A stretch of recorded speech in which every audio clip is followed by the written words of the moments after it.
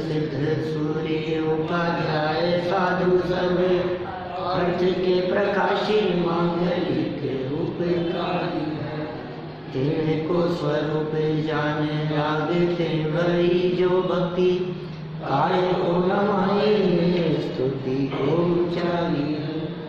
धन्य धन्य तीन रीते आज सब आज भये कर जोड़े बारे बारे वंदना हमारी है। मंगल कल्याण सुख ऐसो हम चाहते हैं। ओ मेरी ऐसी दशा जैसी तुम धारी है। ओ मेरी ऐसी दशा जैसी तुम धारी है। ओ मेरी ऐसी दशा जैसी तुम धारी। वादी सिंह सूर्याचार्य क्षत्र चूड़ामणि नामक यह ग्रंथ और पर पदार्थों में इष्ट अनिष्ट की बुद्धि रखना, ऐसी मान्यता का नाम मिथ्यात्व। यह मिथ्या कल्पना ही हमारे अनंत दुख का कारण। जगत का कोई भी पदार्थ इष्ट और अनिष्ट नहीं होता, वस्तु स्वरूप ही ऐसा ही है। वस्तु के इस स्वरूप को जो सहज स्वीकार करते हैं वे ज्ञानी हैं, और जो जबरन कुछ पदार्थों को इष्ट मानकर इकट्ठा करना चाहते हैं और कुछ पदार्थों को अनिष्ट मानकर हटाना चाहते हैं, उन्हें अज्ञानी और मिथ्या दृष्टि कहा गया है। देखिए, अशांत मन अहितकारी है। कितनी सुंदर सुंदर बातें यहाँ नीति की ही बातें चल रही है निरंतर। माने ऐसा लग रहा है कि कहानी कुछ आगे बढ़ ही नहीं रही है, शिक्षा ही शिक्षा दे रहे हैं निरंतर। कितनी सुंदर बातें, सूत्र वाक्य हैं सब। इन सूत्रों को यदि जीवन में उतारा जाए तो बहुत हमारा जीवन सुधर सकता है। एक हेडिंग ही क्या दी, अशांत मन अहितकारी। मन को अशांत मत होने दो। कितना भी संकट क्यों न आ जावे, प्रतिकूल परिस्थिति कैसी भी क्यों न हो, मन को अशांत मत होने दो। मन यदि आपका शांत है तो बाहरी परिस्थिति कुछ बिगाड़ नहीं सकती आपका। और मन यदि अशांत है तो मन अशांत है तो सब अहितकारी है। वो अशांत मन अहितकारी। देखिए, पढ़ते हैं हम, लोकद्वया हितोत्पादि हंत स्वांतम शांतिमत न द्वेक्षिते मौल्या धन्यम संकल्प्य विद्विषम। नीति में क्या कहते हैं, बड़े खेद की बात है कि तू इस लोक और परलोक में अहित को उत्पन्न करने वाले अशांतिमय अपने मन से द्वेष नहीं करता। यह तेरा अशांत मन इस लोक में भी अहित करने वाला है और परलोक में भी अहित करने वाला है। माने अशांत चित्त की यह दशा है कि इस लोक और परलोक में निरंतर तकलीफ ही होगी, और किंतु मूर्खता से दूसरों को शत्रु समझकर द्वेष करता है। इसका मतलब जगत में कोई किसी का शत्रु नहीं होता। क्या बात कर रहे हो साहब? रावण शत्रु नहीं था क्या रामचंद्र जी का? रामचंद्र जी शत्रु नहीं थे क्या रावण के? नारायण और प्रतिनारायण में तो परस्पर वैर देखा जाता है। सर्प और नेवला एक दूसरे के दुश्मन है या नहीं? चूहा और बिल्ली या बिल्ली और कुत्ता ये आपस में दुश्मन है या नहीं है? हिरणों के दुश्मन क्या शेर नहीं दिखाई देते हैं? लगता है ना दुश्मन है। यहाँ ये कह रहे हैं जगत में कोई किसी का दुश्मन नहीं होता, तेरा अशांत चित्त ही तेरा शत्रु है। इसलिए बाहरी शत्रुओं को तू देखकर उनके प्रति द्वेष करता है। दूसरे लोग तुझे शत्रु नजर आते हैं। अरे अंदर में तेरे पाप कर्म का उदय हो तो वही व्यक्ति जो मित्र दिखाई देता था वही शत्रु के रूप में सामने खड़ा हो जाएगा। और उदय इधर बदलता है और रिफ्लेक्शन बाहर में दिखता है। ये उदय तो यहाँ बदला, पुण्य का उदय तो यहाँ आया, और सामने वाला व्यक्ति जो दुश्मन था वो तुम्हारा मित्र होता हुआ दिखाई देता है। इसका असर वहां दिखता है। तो आपको शत्रुता मिटाने के लिए वहां नहीं मिटाना है कुछ भी, इधर बदलेगा तो उधर बदल जाएगा। जगत में ऐसी घटनाएं आपने कई बार सुनी होंगी, कॉमिक्स में, कहानियों में, बचपन में पढ़ी होंगी कि ये जो जादूगर है इसकी मौत इसमें नहीं है, उस तोते में अपने। तो इसको कितना भी मारो ये नहीं मरेगा, तो फिर कौन मरेगा, कैसे मरेगा ये? उसको मारो तो ये मरेगा। ऐसे ही क्या कह रहे हैं कि जो शत्रु तुम्हें दिख रहा है ना, उसको कितना भी मारो वो नहीं मरेगा। क्या बात कर रहे हो, शत्रु को मारने से नहीं मरेगा? कि नहीं मरेगा। तो कैसे मरेगा?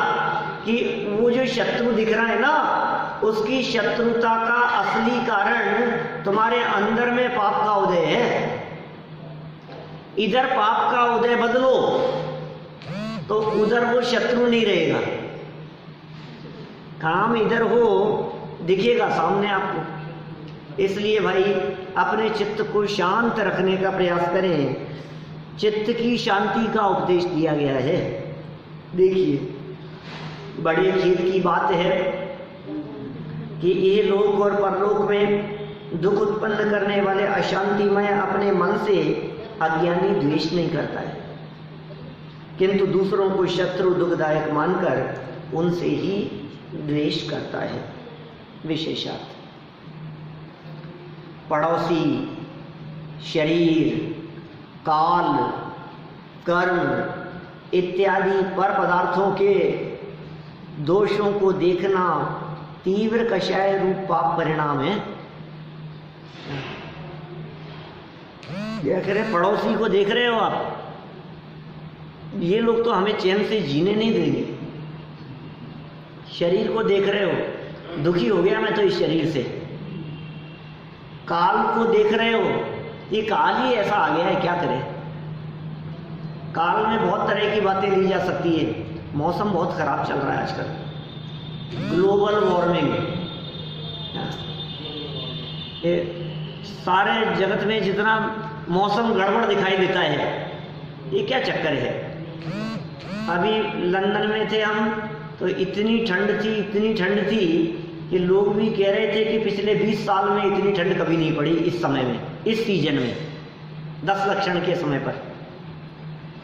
अंदर इनर पहन लो, ऊपर जैकेट पहन लो, ऊपर से शॉल ओढ़ लो, हैं, और फिर भी इतनी तेज हवाएं, कि क्या हो रहा है। मुझे काल ही ऐसा है, ये तो इस काल में सब गड़बड़ी चल रहा है। तो तुम किसको दोष दे रहे हो कि तुम काल को दोष दे रहे हो। कभी कहता है अब इस काल में तो ऐसा ही होना है, अब इस काल में तो पापी ही राज करेंगे। कभी कहते हो इस काल में तो कुएं में भांग पड़ी है, चारों तरफ माहौल ही ऐसा ही है। तो ये तुम दोष किसको दे रहे हो। पर पदार्थों के दोषों को देखना ये तीव्र कषाय है, ये पाप का परिणाम है। ऐसे कषाई जीव को धर्म समझने के लिए भी पात्र नहीं है। ऐसे कषाई जीव जिनका नेचर दूसरों के ऊपर दोषारोपण करने का ही दिखाई देता है। अपने दोषों को देखना मंद कषाय रूप पुण्य परिणाम है। मंद कषाई जीव ही धर्म प्रकट करने के लिए पात्र है। मंद कषाई जीव, जैसे स्वर्ण की परीक्षा के लिए कसौटी आवश्यक है, वैसे ही अपनी पर्याय के गुण दोषों को जानने के लिए अरहंत भगवान और निज शुद्धात्मा का ज्ञान आवश्यक है। एक अनंत भगवान को देखो, एक अपने शुद्धात्मा को देखो। जो निज शुद्धात्मा के यथार्थ ज्ञान के साथ वर्तमान कालीन पर्यायगत दोषों को जानकर निज शुद्धात्मा का आश्रय करके अपने दोषों को निकालता है, वह पर्याय में परमात्मा बनता ही है।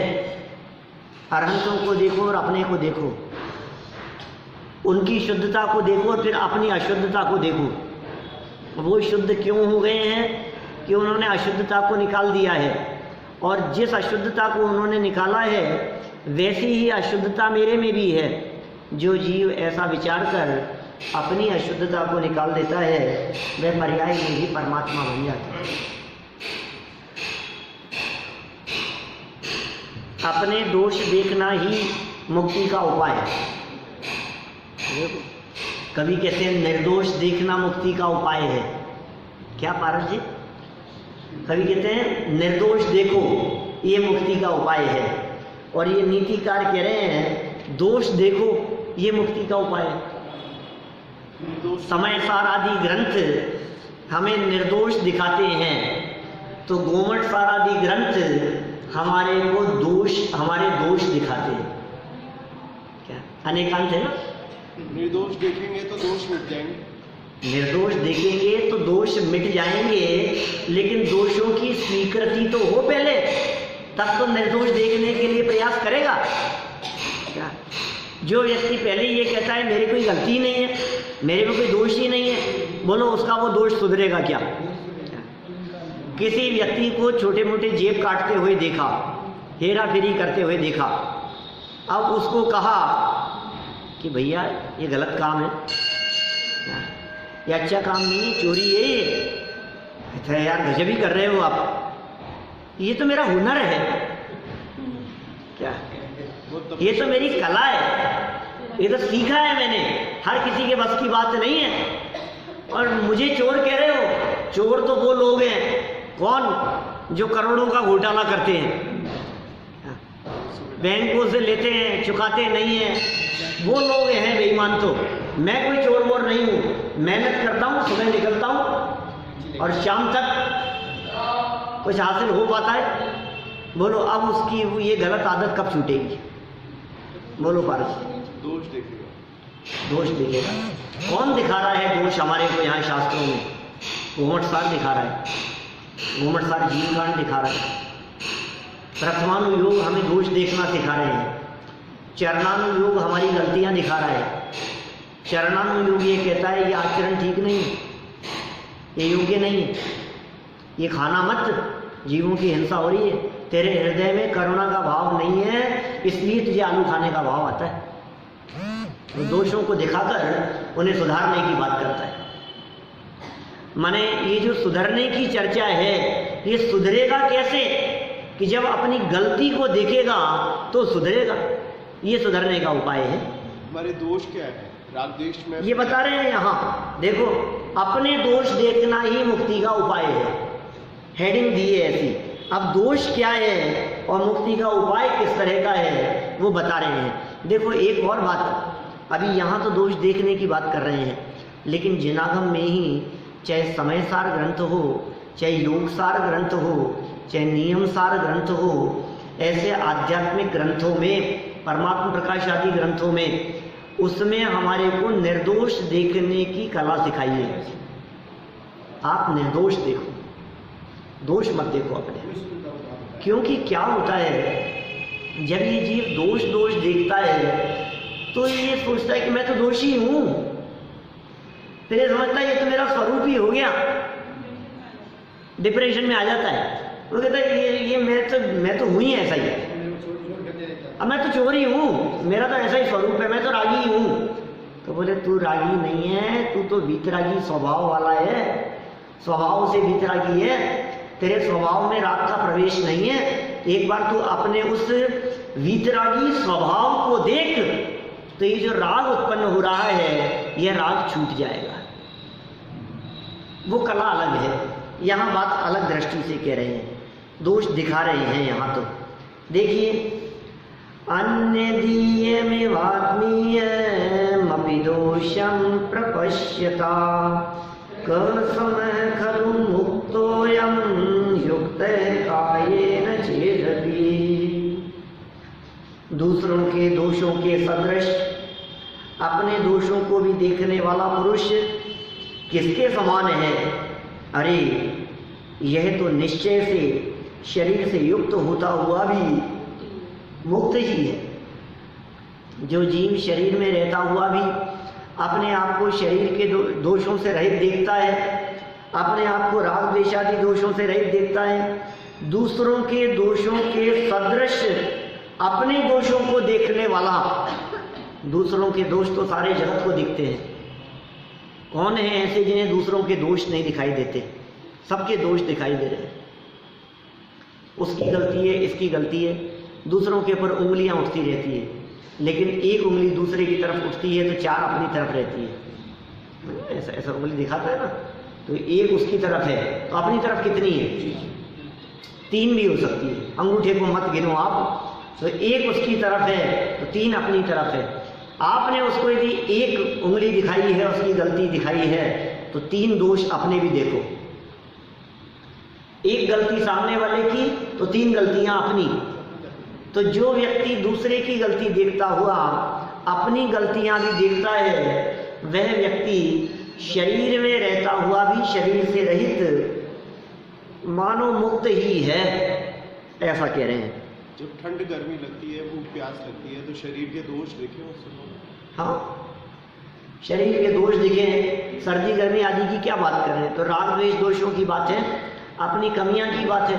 अरे दुनिया में कितनी कमियां हैं, पैसा कमाने के लिए दौड़ना भी अपनी कमियां हैं। आपको दूसरा व्यक्ति कंजूस दिखाई देता है, 2 पैसे खर्च नहीं किए उसने, आप अपने आप को भी देखो, ये परिस्थितियों वश कंजूसी और उदारता दिखती है। दुनिया में कोई व्यक्ति कंजूस नहीं होता और दुनिया में कोई व्यक्ति परम उदार नहीं होता। परिस्थिति देख करके उदार से उदार व्यक्ति के मन में भी कभी ये आ जाता है, रहने दो यार, ये क्या हुआ? ये कहाँ कंजूसी का भाव आ गया आपके मन में? आ जाता है कि नहीं? दिल खोल करके हजारों रुपए किसी भी दुकान पर जाकर के खर्च कर देने वाले के मन में भी जब कभी रिक्शे वाला 60 रुपए मांगता है तो जबान से निकल जाता है कि 50 नहीं लेगा क्या? तो अभी तो तू इतना उदार था, तेरे हृदय में कंजूसी नहीं दिख रही थी। तू तो जब अपने दोस्तों के साथ में कहीं शोरूम पे खड़ा था तो तू तो ये दिखा रहा था कि अपने कोई फर्क नहीं पड़ता यार, 10-5 हज़ार में क्या फर्क पड़ता है, तेरे कोई फर्क नहीं पड़ता, इतनी उदारता दिखा रहा था। अब सब्जी वाले ने जब कहा कि 55 रुपए किलो हैं तो आपने कहा 50 नहीं दोगे? अब 5 रुपए में तुम्हारे वाक्यों में क्या झलक रहा है? क्या वो कंजूसी नहीं है? जब नारियल पानी वाले ने कहा कि भाई समझ लो 120 रुपए लगेंगे 4, 5 रुपए में छोड़ के आगे बढ़ जाता है, आगे वाली दुकान पर चला जाता है। ये क्या हुआ? ये मैं अच्छे उदार लोगों की बात कर रहा हूं आपके बीच में। आप किसी एक व्यक्ति को तो कंजूस घोषित कर रहे हैं कि ये कंजूस है, इससे पैसा खर्च नहीं होता, उससे भी होता है। जैसे आप कंजूस कह रहे हैं ना, ऐसा नहीं है कि वो पैसा खर्च नहीं करता, वो भी करता है। और जैसे आप उदार कह रहे हैं, वो भी हाथ को रोक लेता है। अरे सामने पैसे का खर्च होना और नहीं होना तेरे बस की बात नहीं है क्या? मैं कंजूसी के परिणामों की बात नहीं कह रहा, लेकिन फिर भी यदि आपको ऐसा भाव आया है कि 55 का 50 में नहीं दे रहा तो मैं आगे बढ़ जाऊं क्या, तो वो जो सब्जी वाला है ना, उसको भी 5 रुपए ज्यादा कमाने का योग नहीं है। अकेले इधर ही नहीं है कंजूसी का परिणाम, उसका भी 5 रुपए ज्यादा कमाने का योग नहीं है। पैसे यहां से निकल करके उसकी जेब तक पहुंचने का क्षेत्र से क्षेत्रांतर रूप परिणमन होने की उन परमाणुओं की योग्यता भी नहीं है। एक कार्य होने में अनेक कारण मिलते हैं। ऐसा कई बार देखा है हमने कि एक बस में बहुत सारी सवारियां बैठी, पहले टेम्पो चला करते थे क्या, और इतने में कोई पीछे से एक टेम्पो आकर के थोड़ा आगे खड़ा हुआ तो सब सवारियां इधर से उतर करके उसमें चढ़ गई क्या, वो पहले जाएगा। ये क्या हुआ? अभी इसकी उसमें जो इतने सवारियां बैठी है, ये जो बैठी थी इसको लग रहा था कि आज तो शुरू से इतना भर गया, और ये 1 मिनट में सोच ही रहा था, इतने में सब उतर करके आगे वाले में जाकर के बैठ गए। समय बदलने में समय नहीं लगता। देखिए इस जगत में दूसरों के दोषों के समान। इसका मतलब दूसरे तो दोषी हैं ही जगत में, उनके समान अपने दोषों को देखने वाला महापुरुष किसके समान है? क्या कह समय है, किसके समान है? तो कहा अरे वास्तव में विचार किया जाए तो वह मनुष्य तो शरीर सहित होने पर भी सिद्ध है। मुक्तोयम, मुक्त ही है, युक्त है कायेन चेदपि, युक्त है कायेन, काय से युक्त होने पर भी मुक्तोयम, मुक्त ही है। पर दोषों को देखना मिथ्यात्व अर्थात महापाप है। दूसरे के दोषों को देखने वाली दृष्टि दोषी है। अतः स्वदोषदर्शी जीव शरीर सहित होने पर भी उसे सिद्ध कह रहे हैं। शरीर रहित होने पर तो जीव साक्षात सिद्ध होता ही है, शरीर के बिना तो साक्षात सिद्ध होता ही है। जो पूर्णता के लक्ष्य से पुरुषार्थ प्रारंभ करता है वह जीव सम्यक दृष्टि होता ही है।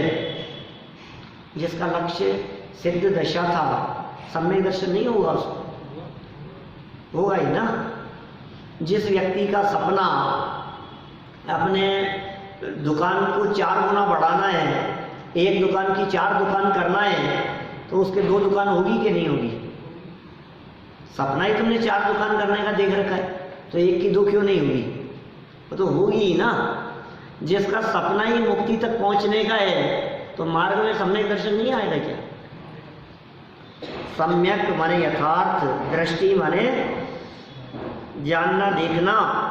लो यहाँ दृष्टि माने जानना देखना कर दिया इन्होंने। विशेषार्थ लिख रहे हैं, कुछ भी लिख सकते हैं लेखक है।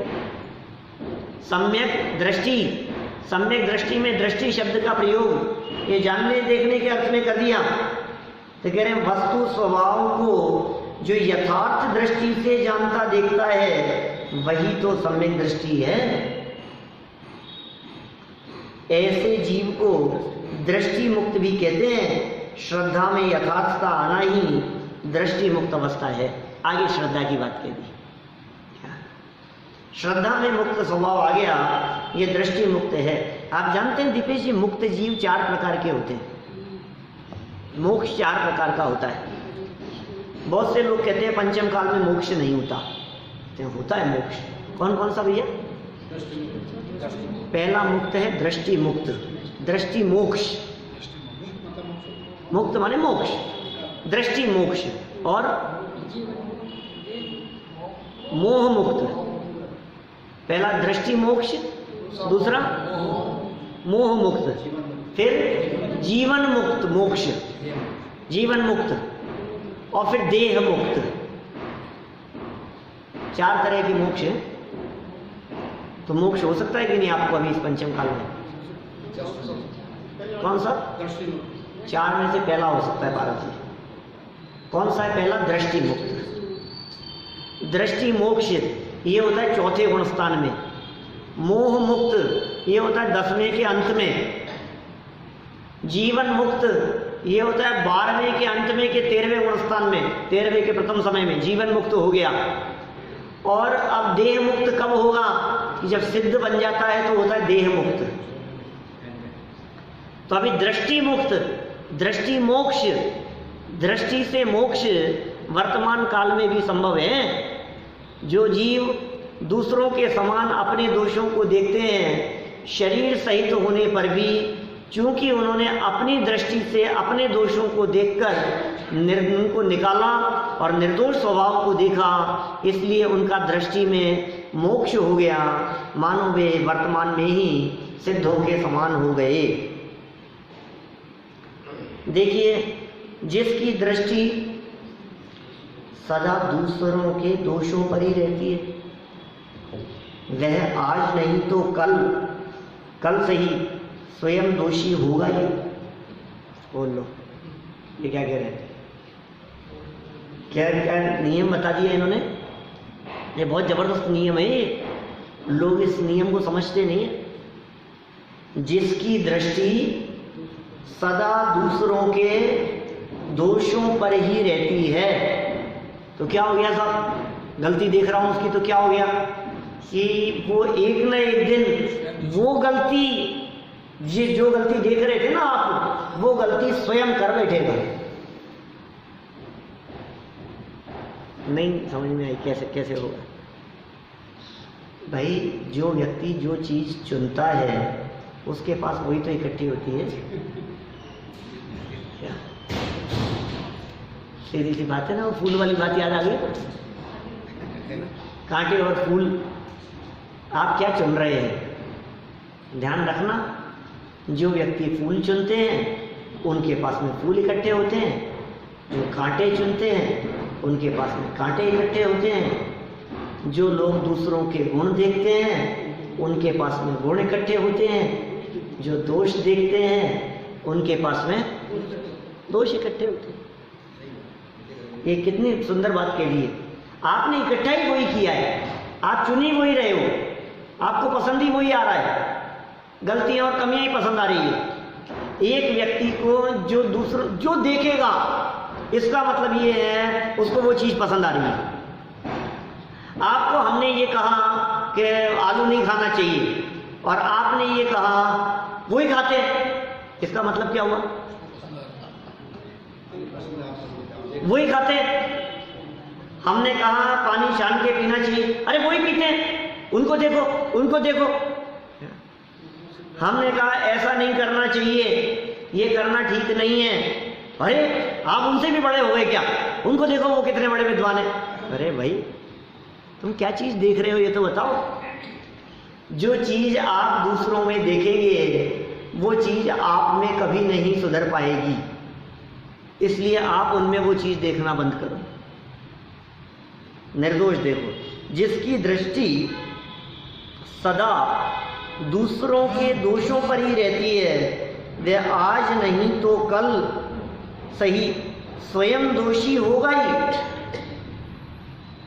क्योंकि जिसका ज्ञान अखंड रीति से दोषों को ही ज्ञेय बनाता रहता है, जानता रहता है, वह दोषी तो हो ही जाता है। आपका ज्ञान अखंड रीति से किसी की कमियां देख रहा है, किसी की कमियां देख रहा है, ये ऐसा है, ये ऐसा है, ये ऐसा है, ये ऐसा है, तो फिर क्या होगा बोलो?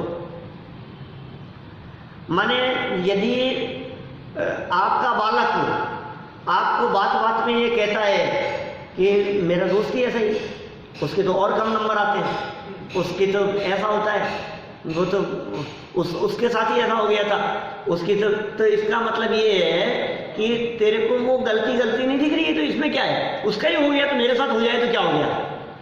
आप समझ रहे हैं क्या मतलब हुआ उसका? इसका मतलब वो दोष आप में आने वाले हैं। इसलिए देखो, अब इसको उल्टा लगाओ, दोषों की जगह गुणों पर लगाओ। जिसके 100 में से 80 मार्क्स आए और उस बच्चे ने ये कहा उसके 90 आए हैं, वो दुखी हो रहा है, उसके तो 90 आए मेरे 80 रह गए, इसका मतलब क्या होगा?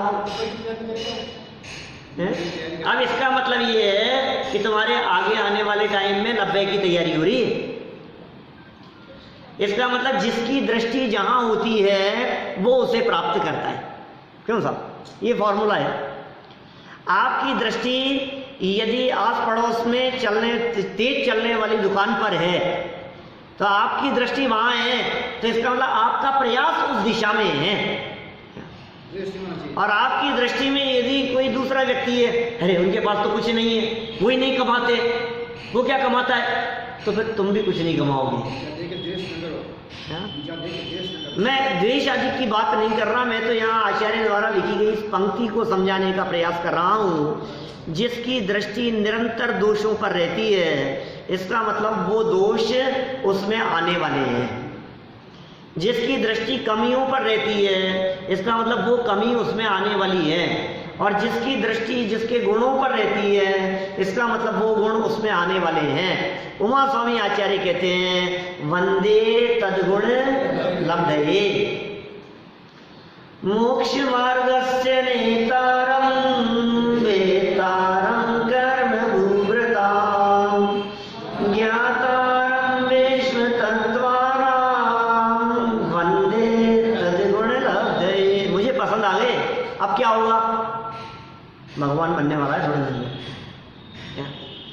तुझे वीतराग का सर्वज्ञता हितोपदेशिता पसंद आ गई है ना, इसका मतलब ये है कि तू वीतरागी सर्वज्ञ और हितोपदेशी बनने वाला है। आपको ईमानदारी पसंद आती है कि बेईमानी पसंद आती है? वही निकल गया बिना टिकट। क्या आपको यदि ये पसंद आती है तो आप उस दिशा में जाने वाले हैं, और आपको यदि गोपाल दास जी बरैया जैसी ईमानदारी पसंद आती है कि नहीं, ट्रेन में सफर करते हुए भी यदि बच्चा 3 साल का हो गया, आज बर्थडे है उसकी, तो पहुंचने के बाद टिकट खरीद लिया। आपको यदि ईमानदारी पसंद आती है तो आप में ईमानदारी की वृद्धि होगी। आपको बेईमानी पसंद आती है तो आप में बेईमानी की वृद्धि होगी। आपको क्या पसंद आ रहा है? उसने बचा लिए टैक्स, उसने क्या हेरा फेरी कर ली, वो देखो कितनी मिलावट कर रहा है, मैं तो थोड़ी सी कर रहा हूँ अभी। वो कितनी मिलावट कर रहा है, लोग तो कितनी कितनी बेईमानी झूठ करते बोलते हैं, मैं तो इतना सा। तो फिर इसका मतलब ये तेरी दृष्टि दोषों पर है, इसका मतलब तेरे में वो दोष आने वाले हैं। वजन बढ़ रहा है तुम्हारा, कितना बढ़ रहा है? मेरा काहे को बढ़ रहा है? उनका देखो, उनका तो कितना है, तो इसका मतलब तेरा कभी कम नहीं होगा। क्या तुम कितने कमजोर हो रहे हो, कुछ खाते क्यों नहीं हो? अरे मैं तो क्या कमजोर हूँ, उसको देखो वो मेरे से भी ज्यादा कमजोर है। तो इसका मतलब तो कभी अच्छा खा पी करके तंदुरुस्त होने का प्रयास नहीं करेगा। सारी चीजों में सब जगह पर लागू होगी ये बात। कपड़े देखो तुम्हारे कितने गंदे हैं, अरे मेरे तो कुछ गंदे नहीं है, उसके देखो वो खेलता है तो वो तो पूरे सड़ा लेता है। तो इसका मतलब तेरी दृष्टि उधर क्यों जा रही है? जो साफ रहते हैं उधर तेरी दृष्टि क्यों नहीं जाती है? जो गुण वाले हैं उनकी तरफ तेरी दृष्टि क्यों नहीं जाती है? जो संपन्न हैं, जो ईमानदार हैं, जो न्याय नीति पर चलते हैं, उनकी तरफ तेरी दृष्टि क्यों नहीं जाती है?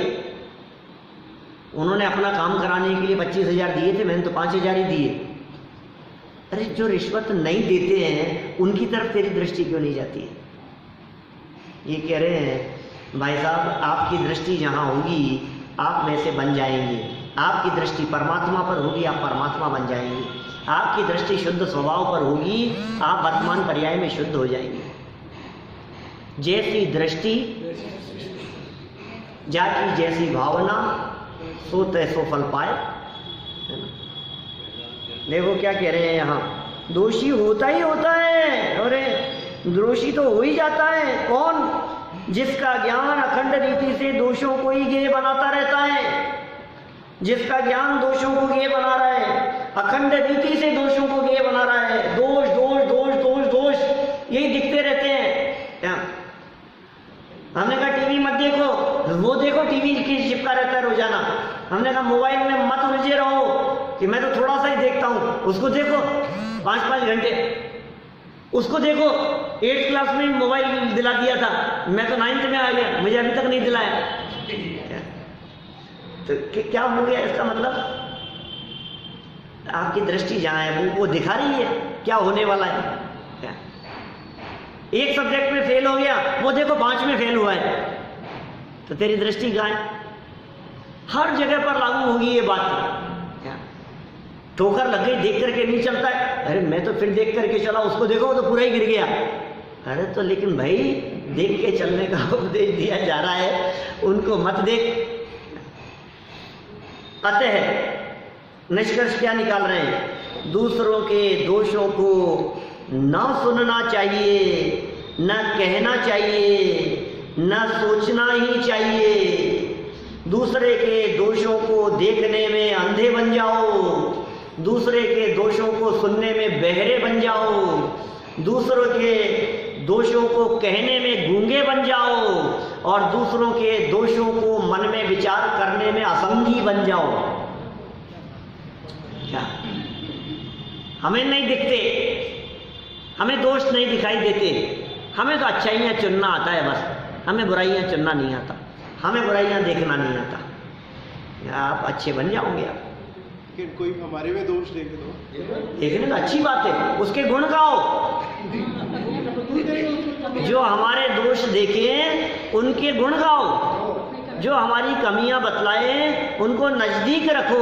ये जैन आचार्य नहीं, ये तो कबीरदास जी कहते हैं, निंदक नियरे राखिए आंगन कुटी छवाए, बिन पानी साबुन लिए निर्मल करे स्वभाव। सहाय स्वभाव, बिना पानी और बिना साबुन के ही वो धुलाई कर देते हैं। कौन? निंदा करने वाले, अपनी बुराई करने वाले। गांधी जी के 3 बंधक, बुरा मत देखो, बुरा मत बोलो, बुरा मत सुनो, कहो मत, सुनो मत, देखो मत। और जैन दर्शन में एक और लगेगा बंधक, कौन सा? बुरा सोचो मत, बुरा करो मत, बुरा देखो मत, बुरा देखो मत, सुनो मत और बोलो मत। 3 हो गए ना? देखना नहीं, सुनना नहीं और बोलना भी नहीं। अब जैन दर्शन ये कहता है कि ये सब तो बहुत हद तक रोक देते हो आप। असली ये जो 3 पैदा होते हैं ना, इनकी अम्मा तो अंदर बैठी है, जहाँ से ये 3 पैदा होते हैं। ये कहाँ से पैदा होते हैं ये तीनों? ये तीनों पैदा होते हैं बुरा सोचने से। आपने बुरा बोला क्यों? बुरा देखा क्यों? बुरा सुना क्यों? बोले इन सब के पीछे हेतु था बुरा सोच। आप बुरा सोचना बंद कर दो तो फिर उससे क्या होगा? बोले ये तीनों जन्म ही नहीं लेंगे। तो ये जैन दर्शन कहता है, ये सोच बदलने की बात करता है। ये लिखा है यहाँ, न सोचना ही चाहिए, दूसरों के दोषों के बारे में सोचना ही नहीं चाहिए, क्योंकि दूसरे के दोषों को सोच सोच करके हमें क्या मिलेगा? किसी ने चोरी की, किसी ने कुशील व्यभिचार किया, किसी ने पाप किया है, किसी ने किसी की हत्या कर दी, जो भी किया हो तो उसको सोच करके हमारा क्या हुआ भाई? किसी ने परिग्रह संचय किया, किसी ने धोखाधड़ी बेईमानी की किसी के साथ में, उसका विचार करके हमें क्या मिला, क्या हासिल हुआ? कुछ नहीं। बंद करो ये सब सोचना और विचार करना, ये सब ही मुक्ति प्राप्ति का उपाय है। केकी यंत्र का दुखद कार्य। अब देखो आगे कुछ घटना बढ़ती है। केकी यंत्र क्या था ये? मयूर विमान। ये कहां से आ गया मयूर विमान बीच में? राजा सत्येंद्र ने अपने हाथ से चलाया उस विमान को और अपनी पत्नी को बिठाया और बिठा करके उस यंत्र में, केकी यंत्र, मयूर आकृति यंत्र में बिठाकर हाथ से चलाकर उसे रवाना कर दिया, भेज दिया। अब लेकिन इसका क्या दुखद कार्य हुआ? देखो भाई, इत्याद्युः परे लोके केकी तु वियतागत पातयामास राज्ञीं तां तत्पुरत्रेत भीष्मणि। वहाँ के लोगों के उस समय इस प्रकार के विचारों में मग्न होने पर आकाश में गए हुए मयूराकृति वाले यंत्र ने उस विजया रानी को उस नगर की शमशान भूमि में गिरा दिया, उतार दिया। ये क्या हो गया? पाप कर्म का ऐसा उदय आया कि सुरक्षित पहुंचा रहे थे, कहीं दूर चले जाते, नगर में चले जाते, अपने भाई के पास में चले जाती, अपने पीहर चले जाती लेकर के, सुरक्षित होता सब। लेकिन क्या हुआ?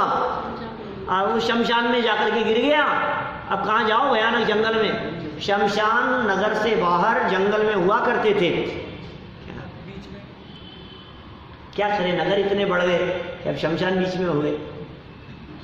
देखो सरल अर्थ, सत्येंद्र राजा के वियोग से दुखी नगरवासी एवं देशवासी लोग पूर्वोक्त प्रकार से विचार कर ही रहे थे, सब विचार कर रहे थे। ये जितनी बातें अभी इतने दिनों से चल रही थी, ये सब नगरवासियों का चलता हुआ विचार है। ये क्यों?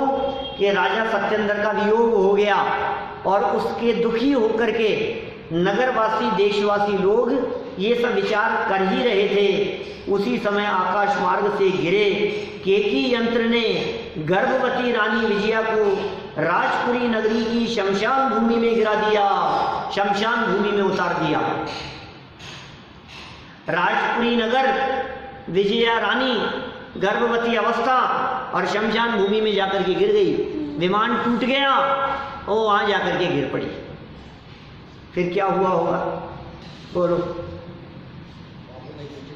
युद्ध प्रारंभ करने के पूर्व राजा सत्येंद्र ने अपने वंश की रक्षार्थ गर्भवती रानी विजया को केकी यंत्र मयूराकृति के वायुयान, उस समय भी वायुयान चलते थे, एरोप्लेन, कौन से काल की बात है भैया? चौथे काल में। साइंस कितनी डेवलप थी उस समय, उस जमाने में।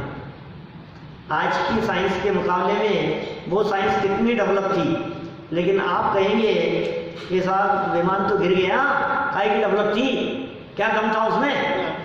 कि भाई पाप कर्म का उदय आता है तो कुछ का कुछ हो जाता है। अभी सुना ना, अभी 2-4 दिन पहले कोई घटना ऐसी, समुद्र में गिर गया,